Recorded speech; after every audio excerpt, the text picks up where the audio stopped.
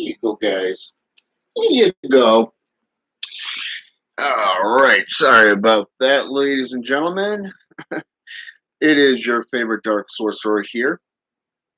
And tonight I want to do something a little bit different than what I normally would do. Normally I'm teaching. Normally, I'm either teaching or I'm showing people the error of their ways within a wide range of religious practice, history and mythology and stuff like that. Not just archaeology. Okay. But tonight I want to do something a little bit different. And this is based off Grimoires and Book of Shadows. For those of you who do not know what a Book of a Book of Shadows it is a grimoire. It's another name for a grimoire.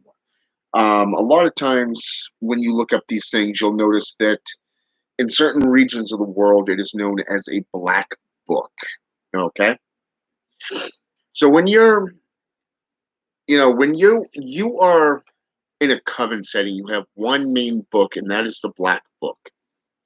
Every member of that coven has what is known as a grimoire. It is a copy of that main book. And then you have what is known as a journal. Okay. A journal is your thoughts, your expressions, your feelings, whatever goes on within the ritual room, the things that you experience. That's where you normally put that. Okay. But today, I want to talk about the grimoire. I want to talk about the black book from my personal experience. Okay. Now, I've noticed that lately a few people have been asking me about, how to create a grimoire. Um, and one person even commented on one of my videos I did for a friend of mine that asked me to do a video exposing John Ramirez. They said his book is like his grimoire is basically like a chump thing. My words, not that person's. But it was kind of funny because it got me thinking. Maybe it's time I started showing people what I did. You know, so over 30 years, I've written a lot of different grimoires. I've done a lot of note taking. And trust me, my better half was not pleased when she tried to clean out. We were going through all the paperwork that I built up over like 30 years. And so she ended up helping me type up a lot of this stuff.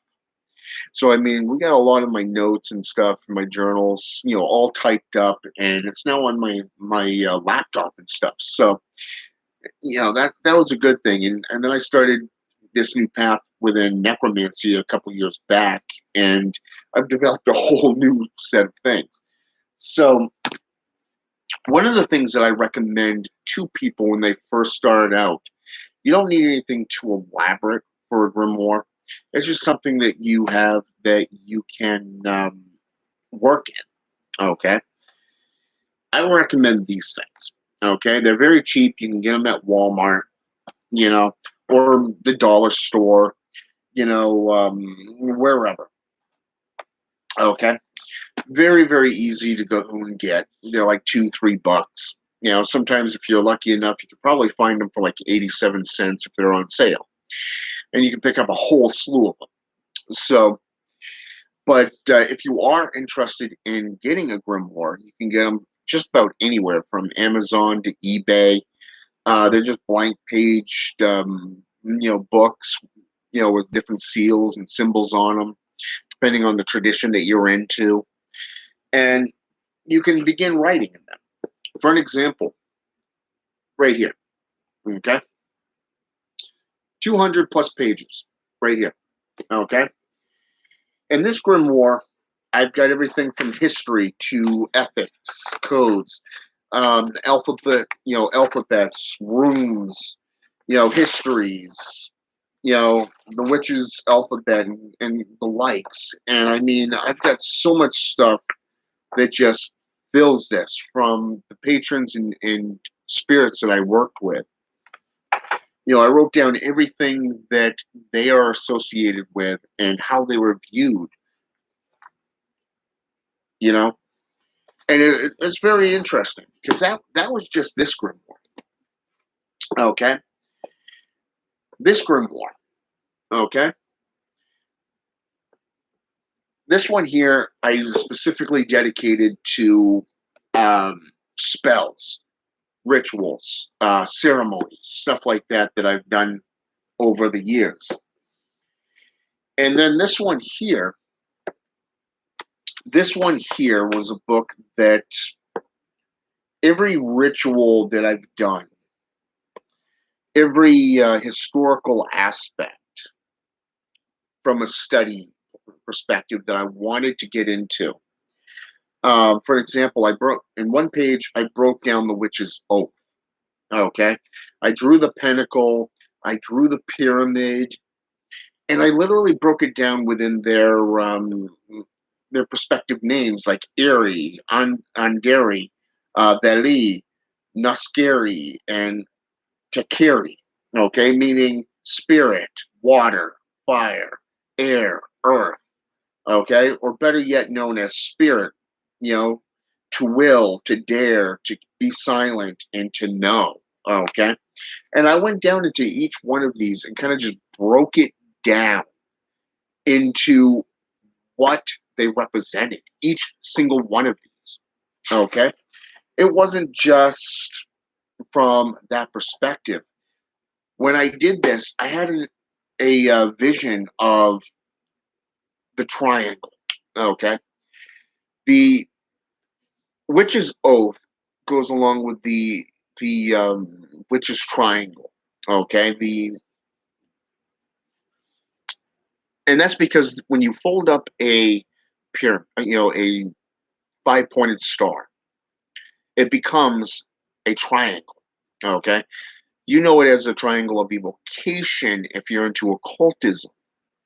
And there's a reason why triangles in geometry literally play a huge part in witchcraft and alchemy and witchcraft in general, no matter what system you're into. It plays a huge, huge part into it. So, I mean, I wrote down a lot of things that went along with this. And there was a creed that I noticed that developed out of this because as a Satanist, as a traditional Satanist, I ended up finding that I didn't just follow the satanic creeds like the 11 satanic rules of the earth, the satanic holidays, the 13 laws of a Satanist, the nine satanic sins, you know, the different types of rituals, the invocation to Satan, the different spirits that were called during that time, the invocation of the witch. I mean, I went into a lot of different details throughout this entire grimoire. And this is one of my first grimoires that I actually worked in as a physical hard copy book. Okay. I mean, when you get notebook paper or scratch paper, things like things like this, okay, things that you can just write on. I had so many of these just full of information long before I got into one of these. And it was interesting because I didn't realize it at the time, but when I started doing this stuff and I started delving into the seals and the sigils, such as Lucifer's or the seal of Satan,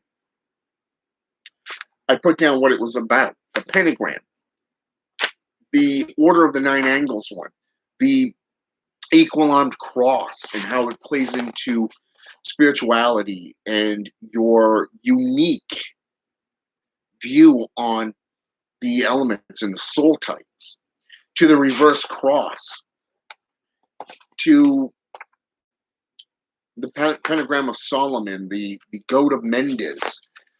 Every single tradition had some form of the five-pointed star. And by doing this study, I actually developed an insight that in witchcraft, today's Wiccan and pagan traditions, they refer to it as first, second, and third level initiates. Okay, the 3 degrees of witchcraft. And I discovered while doing this research that there are actually 5. 5 degrees on the outer, 5 degrees on the inner. Because once you get to the points, the 5 points, then you get to the 5 X's. Okay. And that's a whole nother level of systems to get into. So there's a lot that a lot of people don't know about this stuff. And from there, I went into renunciations, I went into proclamations, prayers, rites, and rituals, invocations, and evocations. So you can see how developing a grimoire will help you. And for those of you starting out in any type of sorcery, it doesn't matter if it's the European traditions, doesn't matter if it's the African Caribbean traditions, it doesn't matter if you're Western or Eastern philosophies. Okay, you can for all I care, for all I know, you could be into, say, for an example, Hermetics or the Kabbalah. Okay, you can be into shamanism, herbalism, alchemy, necromancy. Okay, it doesn't matter because as you develop your research and your knowledge, you're going to find out that you're going to be gathering a lot of information. And when you gather a certain amount of information, then you can look at things and break it down into grimoires. Okay. You can create your own grimoire if you want to spend hundreds of thousands of dollars. I believe the cheapest book press would be roughly about 2 to 3 thousand. Probably about 1,500 if you get a used one. How much time and effort do you want to put into creating these things? I have a teacher that is actually beginning to teach, that has offered to teach me how to do this stuff, and I'm actually considering taking my teacher up on this because the fact it is a good trait to learn, especially if you want one of those old school traditional handmade vinyl type books. Okay, hardcovered type books with lace or leather straps to hold the pages in order, doing the whole binding process around the binder, putting, say, for example, what they call graphs underneath them to make certain images, to appear like an inverted cross or a pentagram, whatever, maybe even a inverted or inverted pentagram, stuff like that, and what kind of outside thing that you want, like, say, leather or snake skin, goat skin, because in the old days it was actually goat skin that they used, the goat's stomach, which was pretty cool. I mean, when you look at the Codex Gigas, that was literally made from the stomachs and skin of goats. Very, very fascinating. So, as I was saying, when you begin to form your grimoire, you can create it. I mean, there's a number of different YouTube channels on there that how to create a grimoire from scratch. I'm talking literally just the creation of it. Okay, and there's a lot of things that I found were very, very interesting and useful. I've even taken you know um, some notes on them. A lot of them are magnificent, beautiful tones. Okay, and I do apologize. My nose is itching because of my goatee.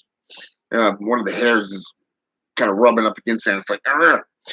So I want to apologize for that. But um, so, anyways, when you decide if you want to buy a blank POS or if you want to create one, it's up to you and how much time you have.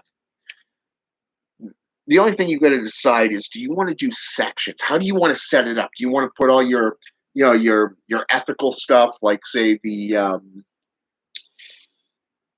satanic statements, or the 11 satanic rules of the earth, the 9 satanic sins, the 21 satanic points, the 9 adversarial doctrines, or the 13 laws of the brotherhood, of Satan. I want you to think about that. You can put all that shit right up front. You can put all that right up front, and then go into the history. Have the next section could be for your history and your studies, and then third section you can go into the seals and the glyphs. And then another one you can go into, say, your spells and rituals. If you want to put them into a one big tome, and as it was mentioned to me through my teacher, you know, it was you can literally add more stuff to it if you do it by hand. You can undo the binding, and you can slide a new page in, set of pages in, and you can grow the book. So I mean, this is old school stuff, which is pretty cool. But you can also use a chair, a kitchen table chair, and do it that way, and a C clamp or some kind of clamp that can press down on the binder to help hold the epoxy, the glue, and stuff like that. But like I said, it comes down to you and what you are willing to do and how much time you're willing to put into it. But I wanted people to notice that it doesn't matter if you're using this. It doesn't matter if you're using that other type of notebook, or if you're using something like this. Okay, I've got a whole bunch of 3-ring binders that are full of PDFs, things that I've typed up, things that I printed out and put into protective sleeves. You know, I've got so much information right now just between this room and the bedroom.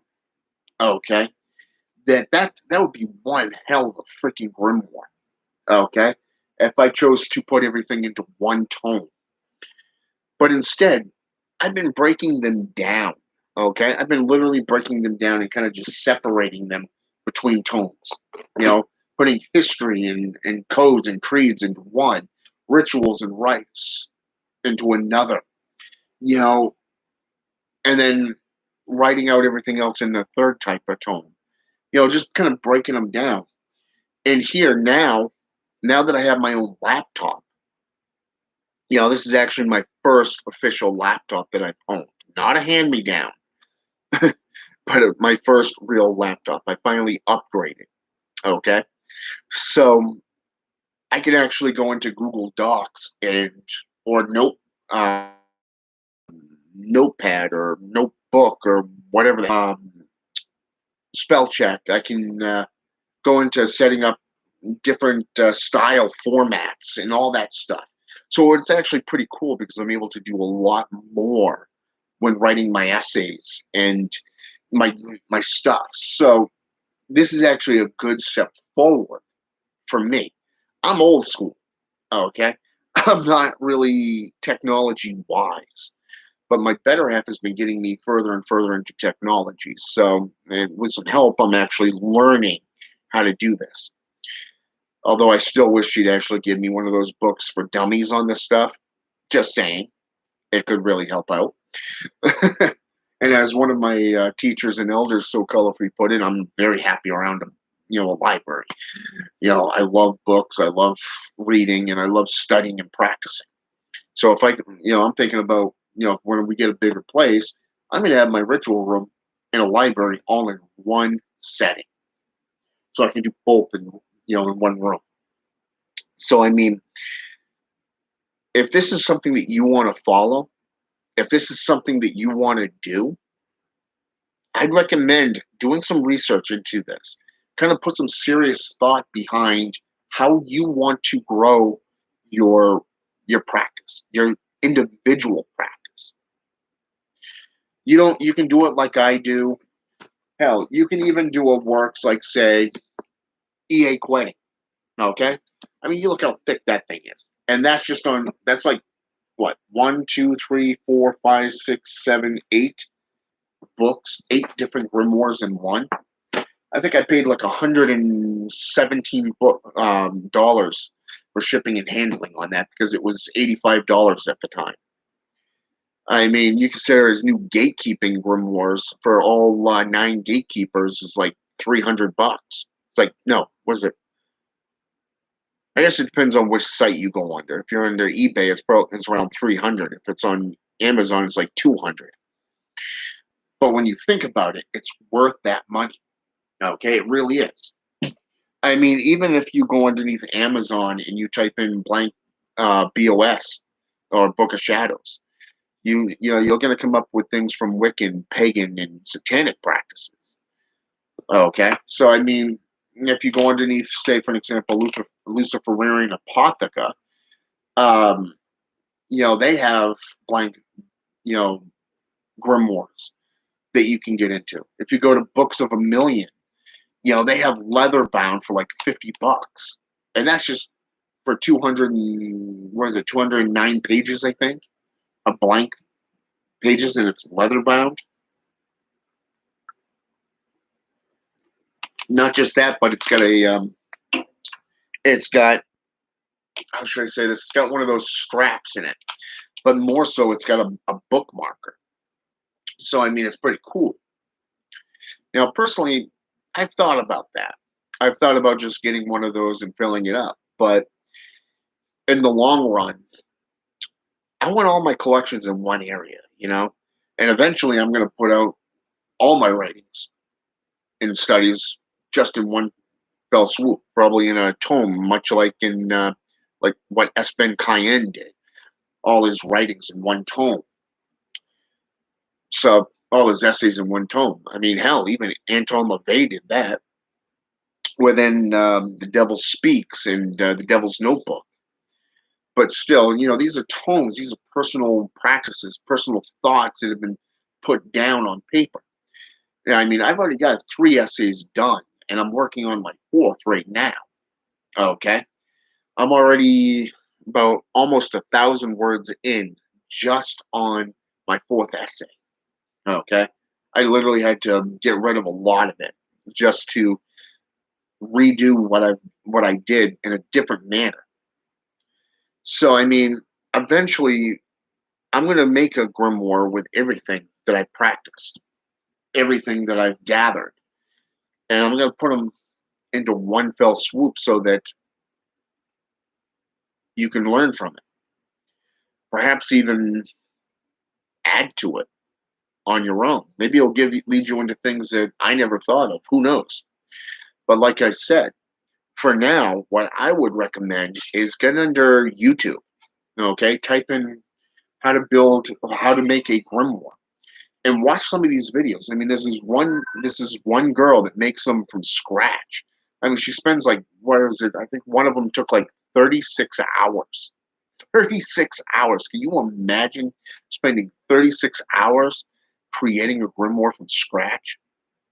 I mean, this is hardcover book with an indent with cardboard underneath in the shape of a rectangle, and she even put what do they call those?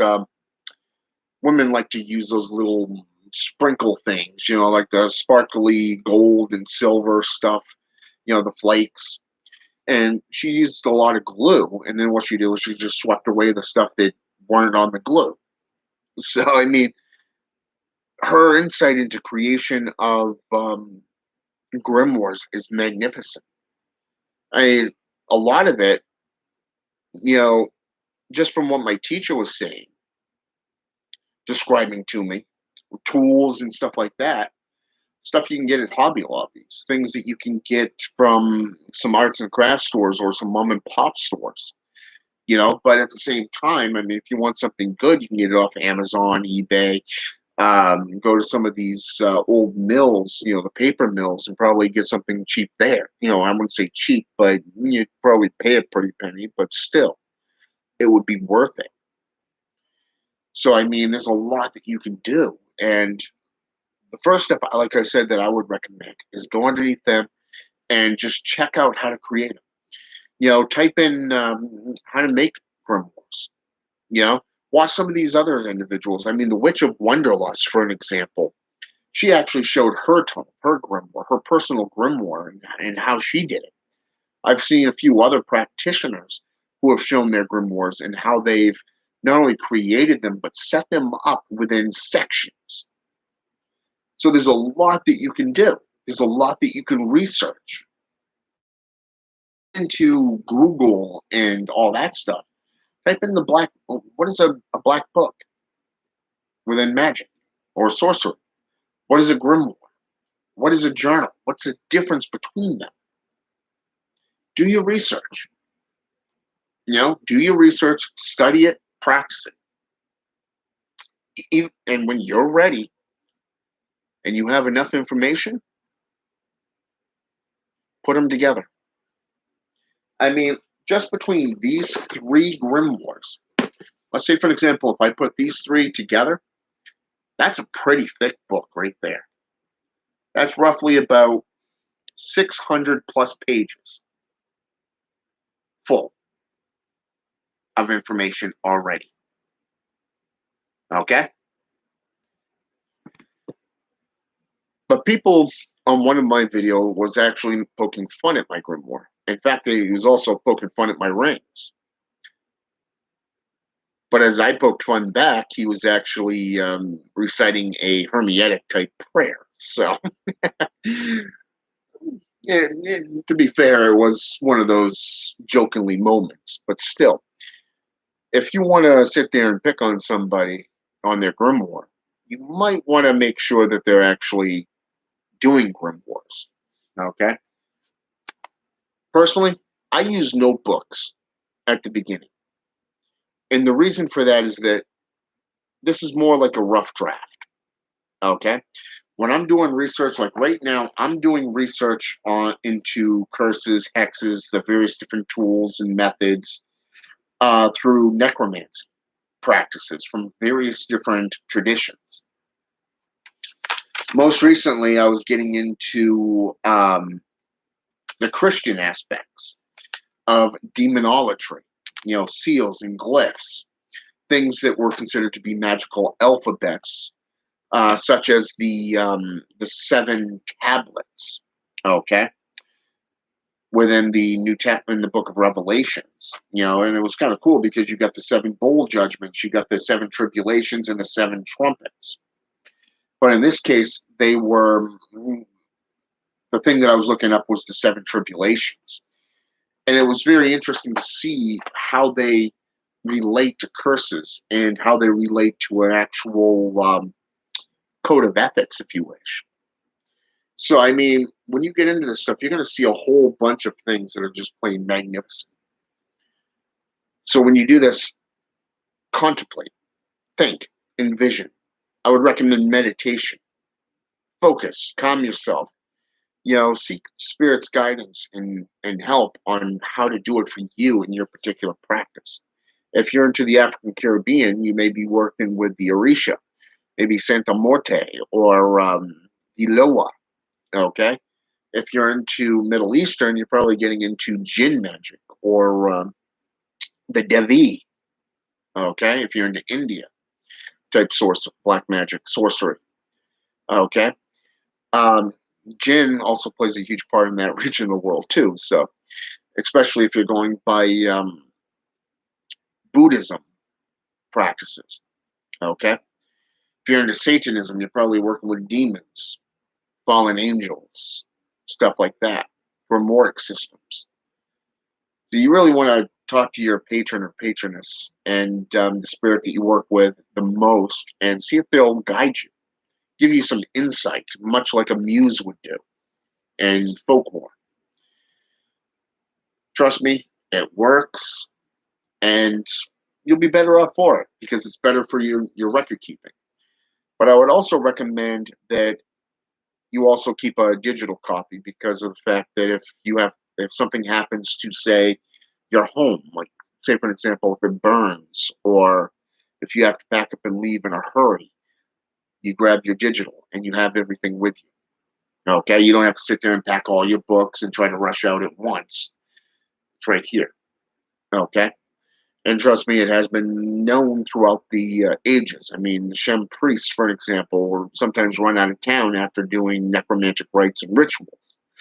So, witches and shamans were also run out of town in the monotheistic times, the Renaissance and the Crusades and everything, all the way up through the Dark Ages to the witch burning times. And sometimes the modern age, especially if you're into in living in Africa or the Bible Belt.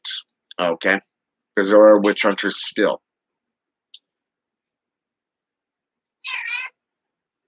Quit that belly aching. My familiar's getting mouthy, or at least one of them, I should say. But that's a story. This story. This is this video on Grimoires and Black Books. Okay, I wanted you to know what I've done, but also wanted to give you some sources that you can look up yourself. All right. So for now, have a good one. I hope you've learned a lot. Maybe I've given you some ideas. I don't know. That's up to you to take away, ponder over. So have a good one.